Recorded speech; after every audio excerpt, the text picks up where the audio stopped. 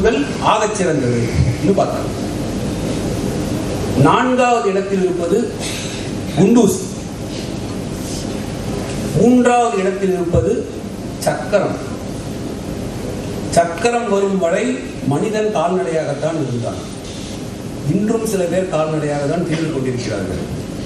சக்கரம் வரும் வரை மனிதன் கால்நடையாக தான் இருந்தான். 3வது ஆக சிறந்த கண்டுபிடிப்பு என்பது சக்கரம். 2வது மின்சாரம். முதல் ஆகச்சிறந்த கண்டுபிடிப்பு, மனிதனால் ஆகச்சிறந்த கண்டுபிடிப்பாக கருதப்பட்டது மொழி. இதை யார் கண்டுபிடித்தார்கள் என்று யாரும் ஆராய்ச்சி பண்ண வேண்டிய அவசியம் இல்லை. ஒருவர் கண்டுபிடித்த விஷயம் இல்லை. ஒரு சமூகத்தின் ஒட்டுமொத்த மாபெரும் கண்டுபிடிப்பு என்பதுதான் ஒரு மொழி. உலகெங்கும் பேசப்படும் மொழிகளின் எண்ணிக்கை 6000, கிட்டத்தட்ட 6000 மொழிகள் இருக்கு.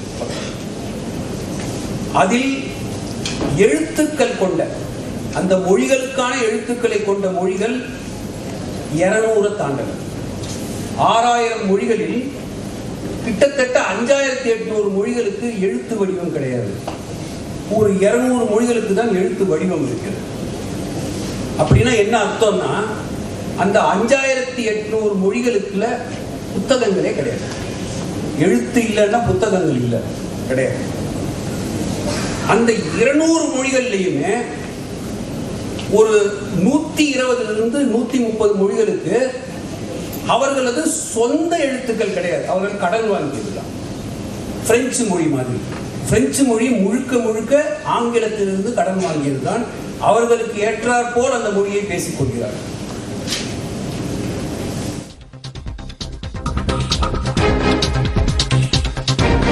மொழி போராட்டம் குறித்து நாம் அனைவரும் கட்டாயம் தெரிந்து வைத்திருக்க வேண்டும் என்று நீதிபதி ஆனந்த் வெங்கடேஷ் மொழி குறித்த பல்வேறு தரவுகளை தன்னுடைய பேச்சில் வெளிப்படுத்தியிருக்கிறார். கூடுதல் தகவல்களை பின்னர் வரும் செய்திகளில் விரிவாக பார்க்கலாம்.